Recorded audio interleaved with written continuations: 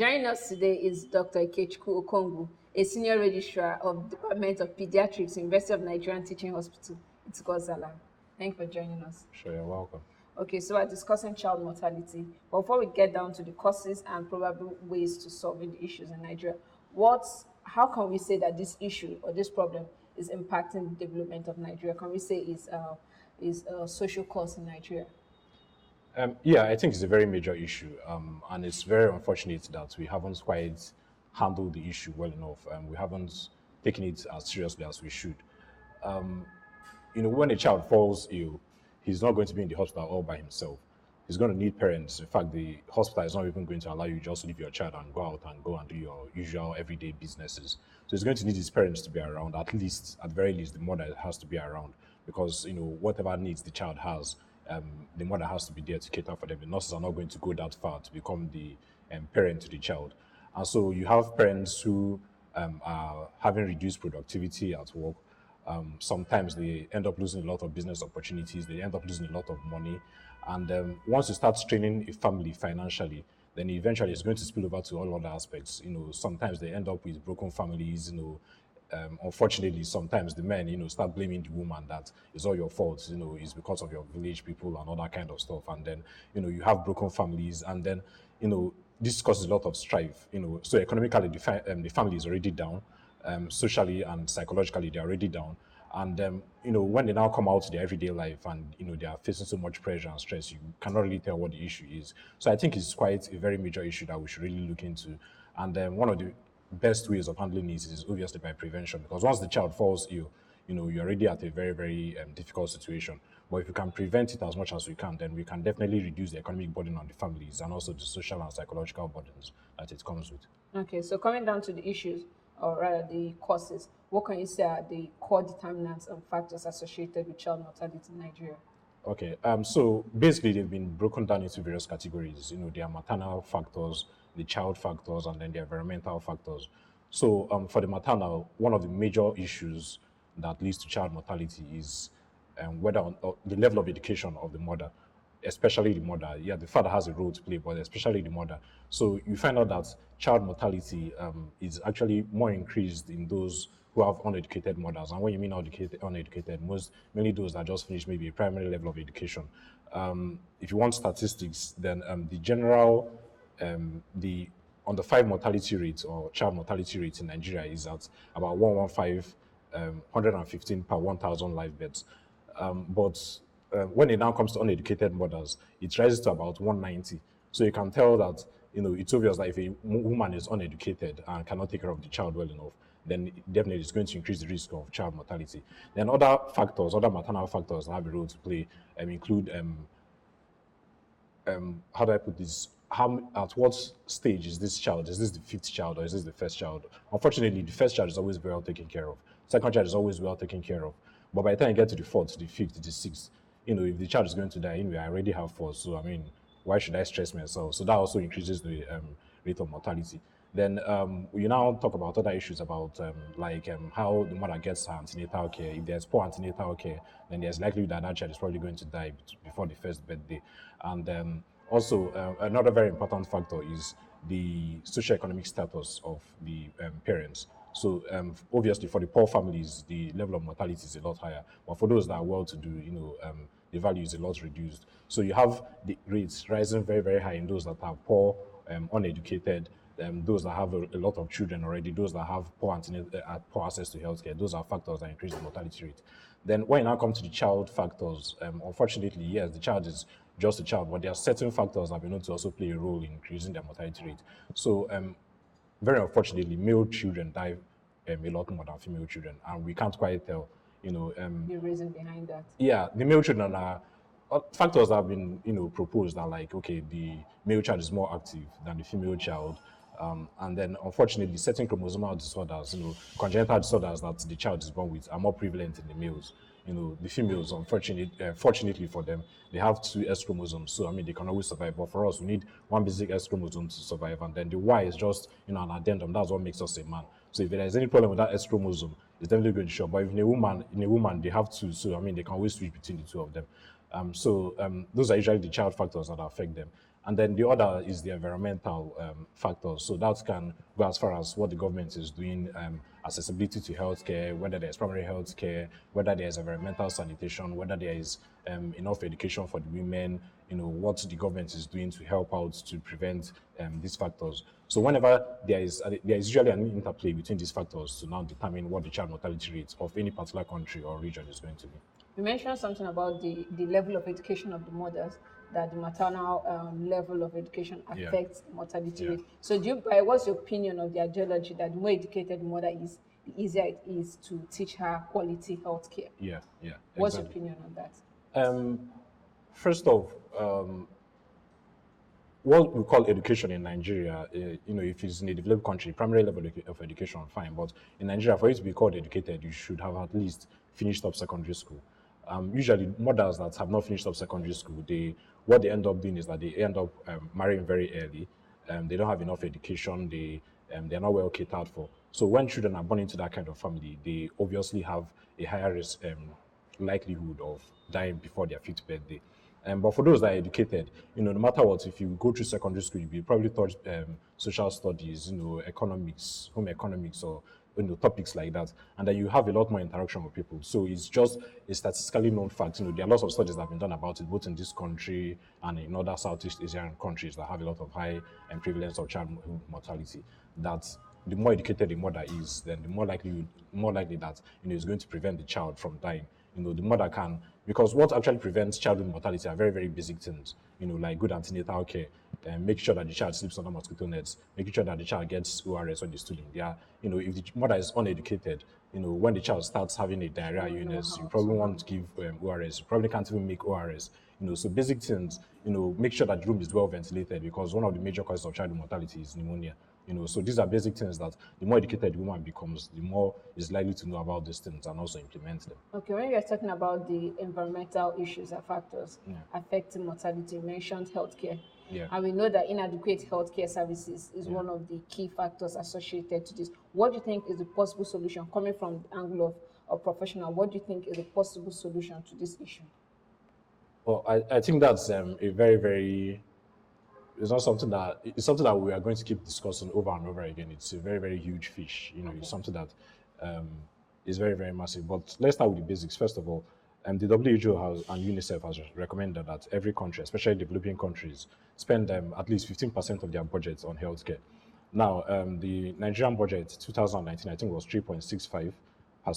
That was what we are going to spend on healthcare. Compare this to Ghana. Ghana is at 6.9, about 7%. Yes, I know it's not still optimal, but it's still better. Now, okay, percentages might not make any meaning, but let's break it down to basic figures that we can understand. Ghana spends about 12,000 naira for every of their indigene or every Ghanaian on healthcare. In Nigeria, we spend about 1,800 naira. So you can imagine spending 1,800 naira a year on healthcare. I mean, how much can you possibly buy? And if it's an adult, we've had some level of immunity, you can just probably treat for malaria once a year. But children always fall ill one way or the other. They're going to have a fever, they're going to have diarrhea, they're going to have so many other illnesses. So imagine spending just 1,800 naira on your child every year. I mean, it's grossly inadequate. That's why I said it's something very, very huge. Luckily enough. Sorry, so are you saying, like, if you increase the budget, half of the issues with healthcare and adequate healthcare services already handled? Yeah, to a huge extent. I'm just imagining, okay, if you are a Ghanaian and your country is spending 12,000 naira on you for healthcare. I mean, with 12,000 naira, that's reasonable. I mean, you can treat for malaria, you can treat for typhoid, you can at least even get admitted and get something. Okay. But when your country is spending just 1,800 naira on you, obviously, I don't know if you're on, some health management or some insurance scheme, but most people that are on insurance schemes in Nigeria are under private insurance. The government is supposed to fund insurance with the NHIS. So you can imagine spending just about 1,000 naira. I worked in lots of private hospitals where you have NHIS people, people that are under NHIS insurance scheme coming in for healthcare. And, whoever, the management of the hospital always tells you that, look, NHIS, first of all, they don't even pay us. They just pay about 750 naira every month to our coffers to take care of whoever it is, 750 naira for each person. And then they don't even pay the money on time. So most times, over 6 months, they're owing. So when the patient comes under NHIS insurance and, you have to treat him for something very, very major, you are now torn between two worlds. I mean, it's kind of like an ethical issue for you. Your company is not bringing in money and have to still treat you. So at the end of the day, you find out that private hospitals are spending a lot of their own personal money just to take care of patients. Okay, apart from the monetary part, are there other practical solutions to Yeah, this? there are practical solutions. So I was about to delve into what the WHO realized. Okay. The WHO realized that telling countries to increase your budget in healthcare is just a waste of time. They've been saying it for the past 10, 20 years. Increase your budget, and it's not happening. So they came up with what is called the child survival strategies, and it has an acronym called GOBIFET. So what they realized is that instead of having to treat children who are ill, why not prevent the illness? And so, what are the basic things that you have to do to prevent an illness? So, using the acronym GOBIFET, the first thing is growth monitoring. You have to monitor the weight of the child. For those that go to hospitals frequently and with their children, they know that anytime they come for immunization, the child is weighed. One of the first markers out there that this child is not doing well enough is that the child is not going to be gaining weight, or it's probably even going to be losing weight. So you have to monitor the growth. The another thing that happens is that children are very prone to diarrheal illnesses. The first thing is that why children are always prone to getting this, that their immunity is not as strong as ours. They've just come out from the womb where everything was given to them on the platter of gold, and now they have to start fending for themselves. So initially, when it's just breast milk within the first 6 months, that's not a problem. But when you now start giving them complementary feeds, they are prone to having diarrhea because maybe even the cups that they use in feeding them are not clean enough. So the O there is for ORS, making sure that they have, once they have a diarrhea unit, give them ORS so that they replace whatever they are losing. Then the B is breastfeeding. Make sure that these children are breastfed because the breast milk itself has antibodies that can help prevent illnesses from occurring. Then the I is immunization. Make sure that they are immunized. Luckily, immunization is free. In fact, it's free in virtually every country. The only thing that we are concerned about in immunization is that it has to be kept, very, very cold in the cold chain. So, if it's not well stored, then by the time it gets to the end user, it might have denatured or, not become functional. But if you can immunize them against the common illnesses, diphtheria, tetanus, and all the common illnesses that affect children, then you're going to prevent a lot of issues in them. Then there are 3 F's. That's female education, family planning, and food supplementation. So you have to educate the females. Like I said, statistics have shown that when the women are uneducated, the likelihood of child mortality increases. Then also food supplementation with things like vitamin A, things that are going to help increase the child's immunity. And then also family planning. Like I said, once it gets to the 5th child, the 6th child, they don't really care that much. If it's the first child, they can cater for the child well enough. So instead of having children, having up to 5 children and you can't cater for them and then you just watch them die, why not just stop at 3 or 2, any amount that you can take care of? Forget about the cultural issues that we always have. If you can just take care of 3, why not just give birth to 3? And then adequately plan your family. And then other things that are also considered are things like environmental sanitation, treating of common illnesses like pneumonias. Make sure that, so even if you have tried to prevent it and the child still comes down with it, still go ahead and treat that child adequately. And then also health education. So through radio programs, you can actually flyers, television programs, you can let people know about things that they can do to prevent childhood mortality. Then there are also other addendums. In Nigeria, one of the major killers is malaria. So nowadays, in most health centers, mosquito nets are being given out for free. So one of the ways of preventing malaria is make sure that the child sleeps under an insecticide-treated net.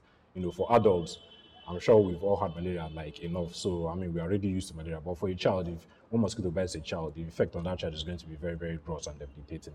So giving out mosquito nets, good antenatal care, these are all the things that, they've propounded. Like, okay, fine, you can't spend so much on building huge hospitals, but at least make sure that ORS is free. Make sure that insecticide-treated nets are given out. Educate these people, make sure that there's family planning. And hopefully, if we apply these things, that it's definitely going to bring down the level of childhood mortality. Okay, looking at the rates of child mortality, can you say one the increase or one the decrease in Nigeria? Statistically, we are actually on the decrease, but we have not gotten to where we're supposed to be. As of 1960, when it was when the monitoring started, we had about 260 per 1,000 beds. So for every 1,000 beds, 260 of them are going to die. But as of 2018, which is the recent study that was done, we are at 115 per 1,000 beds. Now that looks like a decrease, but when you now compare it to other regional countries, if you compare it to other African countries, the average in Africa or sub-Saharan Africa is about 100. So we are still about 15 above what the average is. Then the world average, when you now combine those developed countries and all the others, you have about 45. So you can imagine that the world average is at 45, while Nigeria is at 115. That's still very, very large. And then, it's sad because even our own counterparts, other African countries are actually doing a very good job at bringing down that level of mortality, but we haven't quite done a very, very good job at that. And then finally, to add, there are Millennium Development Goals, that have been set up by the WHO, UNICEF, that all developing countries should have targets about things that they want to bring down, about their healthcare and so many other issues. Unfortunately, the Millennium Development Goals are supposed to be achieved in 2015, but currently, because it wasn't achieved, they were now changed to Sustainable Development Goals, which are supposed to be achieved in 2030. And the target for that is that the childhood mortality should be at 25 per 1,000 live births. So that means by 2030, we should be at 25 per 1,000 live births. If it has taken us about 60 years to move from 260 to 115, I don't know how we are going to make it from 115 to 25, but we're hoping that a miracle will occur. You wrote it. Sadly, we don't have enough time, so we have to round up. But lastly, I would just have to ask, if you're to give a professional advice to mothers out there onto taking care of their kids, what would that advice be? I'll still have to use the acronym that WHO came up with. Before you even give birth to the child, make sure that you can take care of the child. If it's your first child, obviously you have to have your first child. But by the time you get to the second, the third, ask yourself, am I able to take care of this child I'm about to bring into the world? I don't sound sarcastic or, so not so optimistic, but, it's just something that instead of spending all your earnings, money that you would have used to buy maybe a keke napep or Okada and, engage in some kind of good business, instead of spending it all in the hospital. Yes, I'm a doctor. We all want to make money, but we don't want to make that kind of money. Why not just tell yourself, okay, fine, I've had the amount that I can take care of. And unfortunately, I'm not going to blame the women because to a huge extent, the men also have a role to play. Because you have men telling the wife, Abi, what are you doing? Give me a male child, give me this. And they are going to 6, 7. And, it's just, going on and, increasing the level of childhood mortality. So they should just watch. They should plan better. Plan better, breastfeeding, immunization, and, good antenatal care. These are things that definitely. So if I'm not finding in the hospital, is there any other place can find you on social media space? On Facebook.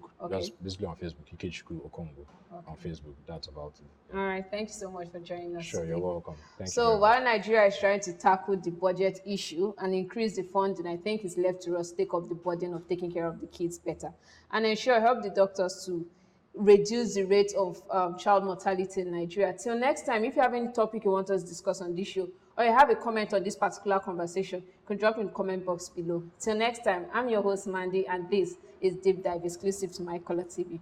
Bye for now.